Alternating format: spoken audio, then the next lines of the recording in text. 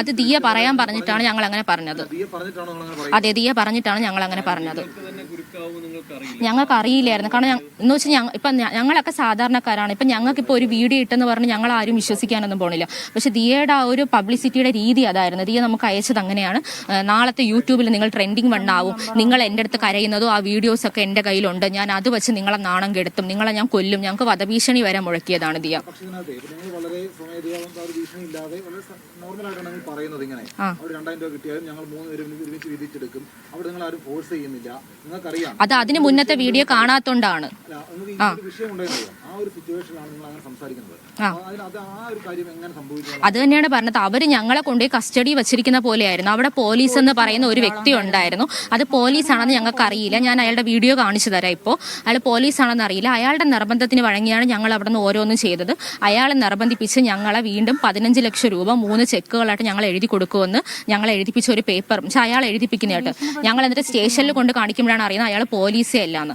അയാൾ പോലീസാണെന്ന് പറഞ്ഞാണ് അവർ ഇത്രയും ഭീഷണിപ്പെടുത്തുകയും നമ്മളെ ഉപദ്രവിക്കുകയും അവർ ചെയ്തത്.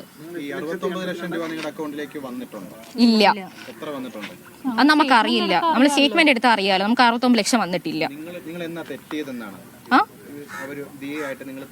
ഞങ്ങൾ കുറച്ച് നാളായിട്ട് തെറ്റിയിരിക്കുവാണ്. ഞങ്ങൾ ജോലിയിൽ നിന്ന് മാറുന്ന തീരുമാനത്തിലാണ് നിൽക്കുന്നത്. അതെങ്കിൽ ഡെലിവറി കഴിയുന്നവരെ പുള്ളിക്കാരിക്ക് ഒരു സ്ട്രെസ് കൊടുക്കണ്ട, പാക്ക് ചെയ്തൊക്കെ എല്ലാം കഴിഞ്ഞിട്ട് ഒരു സ്റ്റാഫിനെ കണ്ടുപിടിക്കാൻ സമയം കൊടുക്കാനാണ് ഞങ്ങൾ ഇരുന്നത്.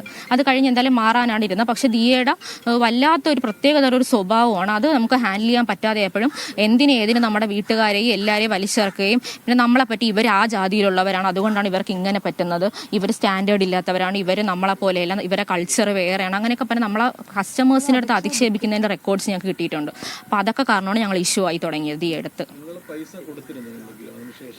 അതിനുശേഷം ദിയ ഭീഷണിപ്പെടുത്തിയാണ് ഞങ്ങളുടെ 8,82,000 രൂപ ഞങ്ങളുടെ കഴുത്തിലും കയ്യിലൊക്കെ കിടക്കുന്നത് കൊണ്ട് ഊരി പണയം വെച്ച് എല്ലാം കൊണ്ട് ഇപ്പൊ ഇവിടെ ഏൽപ്പിക്കണമെന്ന് പറഞ്ഞ് ഭീഷണിപ്പെടുത്തിയാണ് ഞങ്ങളുടെ വീട്. ഇപ്പം നമ്മളിപ്പോൾ ഞങ്ങൾക്ക് പേടിയാണ്. ഞങ്ങളുടെ ഫോട്ടോസൊക്കെ ഒരു CCTVയുടെ എന്തൊക്കെയായാലും അവർ ഫോട്ടോസൊക്കെ അവരിടുന്ന ഞങ്ങൾക്ക് പേടിയാണ്. കാരണം എന്ന് പറഞ്ഞാൽ ഞങ്ങൾക്കിപ്പം ഞങ്ങൾ സാധാരണക്കാരല്ലേ, ഞങ്ങളുടെ വീഡിയോസൊക്കെ ഇപ്പം ഞങ്ങൾക്ക് എല്ലാവരും പബ്ലിക്കിൽ ആഗ്രഹിക്കുന്ന ആൾക്കാരായിരിക്കത്തില്ലല്ലോ. അപ്പം ഞങ്ങൾ അങ്ങനത്തെ ഒരു വ്യക്തികളാണ്.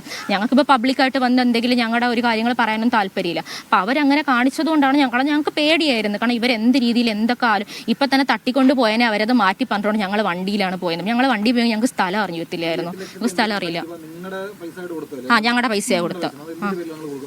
അവര് മേടിക്കുന്നത് ഞാൻ ജോലി എന്ന് വെച്ചാൽ ഞങ്ങൾ എൻ്റെ ഹസ്ബൻഡിൻ്റെ അടുത്ത് പറയുവാണ് നിന്റെ ഭാര്യനെയൊക്കെ പുറത്ത് വിടണം. കാരണം നമ്മുടെ ഫോണൊക്കെ അവരെ കസ്റ്റഡിയിലായിരുന്നു. അപ്പം നമ്മളെ പൂട്ടിയിട്ടിരിക്കുമായിരുന്നു. രാവിലെ 11 മണിക്ക് അവർ പൂട്ടിയിട്ടത് രാത്രി 6:45 ആയപ്പോഴാണ് ഞങ്ങളെ തിരിച്ചുള്ളത്. അപ്പം അത്ര സമയം അവരുടെ ഫോണിലായിരുന്നു.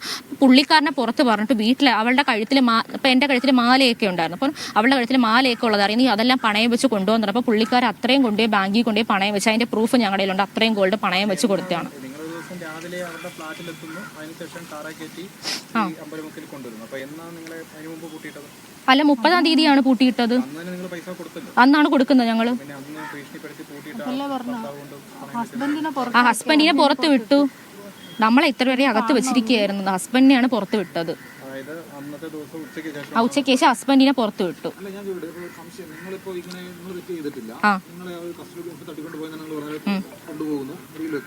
അതിനുശേഷം പൈസ കൊടുത്തിട്ട് വിടുന്നു പറയുന്നു, ഭർത്താവിനെ പുറത്തേക്ക് വിടുന്നു.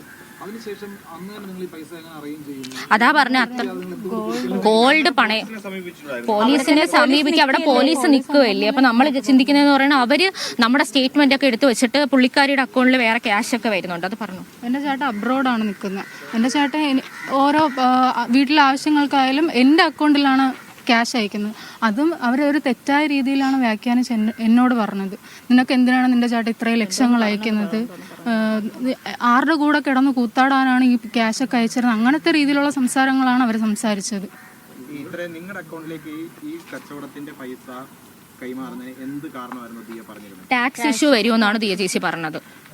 അപ്പം നമുക്ക് തന്നെ ചിന്തിക്കും. ഇപ്പോൾ 1 വർഷമായിട്ട് ഇപ്പോൾ ഇവർ പറഞ്ഞു ഈ 69 ലക്ഷം രൂപയുടെ തട്ടിപ്പുണ്ട്. അപ്പോൾ എന്തുകൊണ്ട് കറക്റ്റായിട്ട് മോണിറ്റർ ചെയ്യുന്ന ആൾക്കാരാണ്. ഇപ്പോൾ എൻ്റെ ഫോൺ എടുത്ത് ഞാൻ ദിയ ചേച്ചിയുടെ സ്ക്രീൻഷോട്ട്സ് കാണിച്ചു തരാം.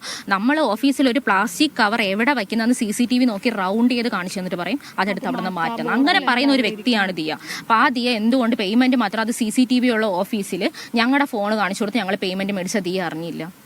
1 വർഷമായിട്ട് ജാതീയമായിട്ടുമൊക്കെ അതെ അധിക്ഷേപിച്ചു. ആരാണ് ദിയാണോ കൃഷ്ണകുമാർ? കൃഷ്ണകുമാറും പറഞ്ഞു, ദിയയും പറഞ്ഞു, ദിയയുടെ അമ്മയും പറഞ്ഞു. എന്തായിരുന്നു പറഞ്ഞിരുന്നവര്? കാറ് കയറ്റിയിട്ട് നീ മുക്കുവത്തിയാ നിന്റെ ഭർത്താവ്. ഞാൻ പറഞ്ഞു ഞാൻ ഹിന്ദു ആണെന്ന് പറഞ്ഞു. അപ്പം നീ ഏത് ഹിന്ദു എന്നാണ് എൻ്റെ അടുത്ത് ചോദിച്ചത്. ക്രിമിനലാണ് നീയൊക്കെ, ക്രിമിനൽ എന്നാ പറഞ്ഞത്. ഞങ്ങളടുത്തും അങ്ങനെയാണ് പറഞ്ഞത്. നീയൊക്കെ മുക്കൂത്തികളല്ലേ, നിനക്കൊക്കെ മീൻ വിൽക്കേണ്ട നിലവാരമേ ഉള്ളൂ. നീയൊക്കെ എന്തിനാണ് എൻ്റെ മോളുടെ ഓഫീസിൽ വന്നത്? നിങ്ങൾക്കൊക്കെ ഈ ഡ്രസ്സൊക്കെ ഇടാൻ, ഈ ഫോണൊക്കെ ഉപയോഗിക്കാൻ നിങ്ങൾക്ക് ആരാണ് അനുബന്ധം? നിങ്ങൾക്ക് എന്ത് യോഗ്യതയാണ് ഉള്ളത് ഐഫോൺ ഉപയോഗിക്കാനൊക്കെ? എന്ത് യോഗ്യതയാണുള്ളത്? ഇങ്ങനെയാണ് അവർ ചോദിക്കുന്നത് നമ്മുടെ അടുത്ത്. അവരല്ല ആദ്യം കേസ് കൊടുത്തത്, ഞങ്ങളാണ് ആദ്യം കേസ് കൊടുക്കുന്നത്. ഞങ്ങൾ കേസ് കൊടുത്തതിന് ശേഷം സ്റ്റേഷനിൽ നിന്ന് അവരെ വിളിച്ച് പറയുമ്പോൾ അവർ വന്നതിന് ശേഷമാണ് കേസ് കൊടുക്കുന്നത്. ഞങ്ങൾക്ക് എന്തുകൊണ്ടാണ് അവർ കേസ് കൊടുത്തെങ്കിൽ ഒരു FIR ഫയൽ ചെയ്ത് കഴിഞ്ഞാൽ നമ്മൾ മൺഡേ ആണ് കൊടുത്തത്.